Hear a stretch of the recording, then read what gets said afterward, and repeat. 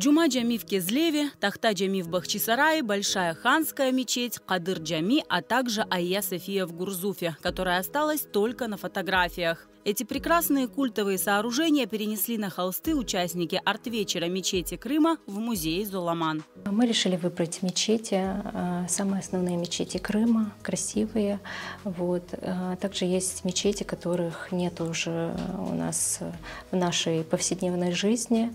Они остались только на фотографиях, и мы решили просто напомнить людям, что у нас были такие красивые здания. Художница Нияра Джаферова делилась секретами мастерства с участниками, чтобы у каждого получилась удачная работа. На мастер-класс пришли не только ученики художественных школ, но и новички, чтобы провести приятное время, узнать что-то новое, открыть для себя новые возможности.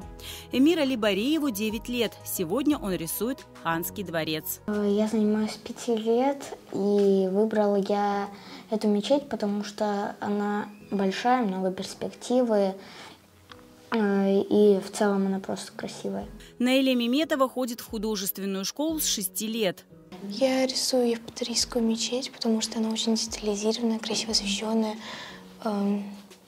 очень много куполов, различных деталей, мне очень нравится. Такой мастер-класс в музее Золаман провели впервые. У организаторов много планов на будущее.